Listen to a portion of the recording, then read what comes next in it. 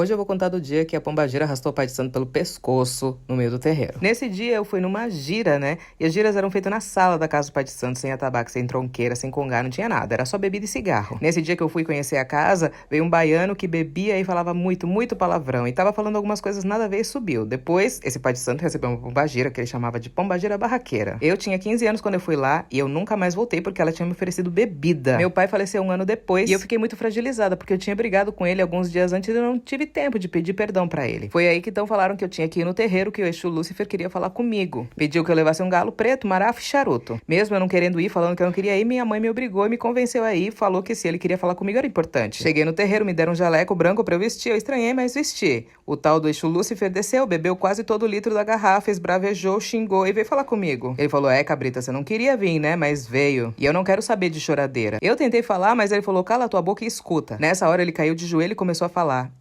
eu morri, filha, sem te perdoar, mas eu tô aqui pra você poder pedir perdão pra mim. Nessa hora, eu comecei a chorar muito, comecei a pedir perdão, comecei a abraçar ele, eu tava achando que era o meu pai. Mas, do nada, o pai de santo caiu no chão e começou a se debater, ficou com os olhos brancos e o nariz começou a sangrar. A mulher dele, que cambonava ele, jogou uma toalha em cima dele e começou a falar, seu anjo da guarda te chama. Ele parou de se debater, pediu um copo com água, encerrou o trabalho e pediu pra que eu voltasse outro dia. Depois de ficar muito tempo sem conseguir dormir, depois eu voltei lá, eu queria saber mais, queria saber do meu pai, queria saber se ele tinha me perdoado e se ele tinha conseguido seguir o caminho dele. Aí o suposto Exu Lúcifer chegou e falou pra eu entrar no quarto onde ele tava. Eu entrei com medo, no quarto tinha uma cama, eu sentei. E ele começou a falar, eu tenho uma proposta pra te fazer, cabrita. Eu posso te dar um mundo terreno e quando desencarnar você vai reinar do meu lado. Eu te ofereço o meu trono. E eu falei, em troca do quê? A única coisa que eu quero é saber sobre o meu pai. E ele me respondeu, seu pai vai ficar do meu lado e eu vou fazer dele um Exu de lei. Mas o que você quer em troca? A minha alma? E ele respondeu, não. A sua alma, ela já é minha desde quando você nasceu. Eu quero que você tire a roupa e me deixe confirmar o nosso pacto. Eu levantei indignada de lá e saí de lá. Não acreditava que ele tava querendo abusar de mim. Não tive coragem de falar com ninguém do que tinha acontecido. E a minha irmã me perturbando, perguntando por que eu tinha saído daquele jeito do terreiro. E ela falou que quando eu saí, o Exu Lúcifer saiu do quarto gargalhando, falando que eu ia voltar de joelhos, pedindo clemência pra ele. Depois aconteceram umas coisas grotescas que eu acho que você não vai suportar ouvir. E aí um dia de noite em casa eu sonhei com uma moça muito bonita, toda de branco e vermelho, com um chapéu na cabeça que tava cobrindo os olhos dela. Eu tava deitada no colo dela, perguntando por que aquelas coisas estavam acontecendo comigo. E ela me disse,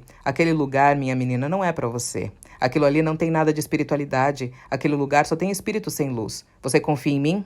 Então, volte lá que eu vou mostrar pra eles como é que se trata uma filha minha. Eu acordei com o coração a mil. Passei a semana inteira com aquele sonho na cabeça. Eu não queria voltar lá, mas só que aquele sonho ficava martelando na minha mente. Eu não falei com ninguém, mas voltei lá. Eles me deram o jaleco branco e eu vesti. O Exu Lúcifer chegou dando muita gargalhada e falando, eu falei que essa cabrita voltaria pra cá. Eu disse pra vocês que o Exu Lúcifer fala, o Exu Lúcifer cumpre. Eu fiquei quieta. Ele pediu pra entrar no quarto, eu entrei no quarto, respirando muito fundo. Aí ele falou, você tá arrependida, né? Quer o meu trono. Nessa hora ele lambeu a mão e a mão dele estava cheia de sangue. E estendeu a mão pra mim, pra que eu apertasse. A única coisa que eu lembro foi que eu me levantei nessa hora. Depois disso, uma outra moça que me contou tudo o que aconteceu. Eles contaram que eu comecei a gritar, falando, você tá achando que é Exu? Tá achando que vai mexer com filha minha e vai ficar de graça? Não vai mesmo. Eu vou te mostrar como a minha banda toca. E eu comecei a quebrar tudo que tinha dentro daquele quarto. E eu saí daquele quarto puxando o pai de santo pela gola da camisa e joguei ele no meio do chão, gritando, falando, esse safado diz que recebe Exu, mas é tudo mentira. Esse maldito vai aprender a não brincar comigo. E eu jogava as bebidas em cima dele, tava jogando tudo no chão. E ele não falava nada, ficava me olhando com os olhos estatelados.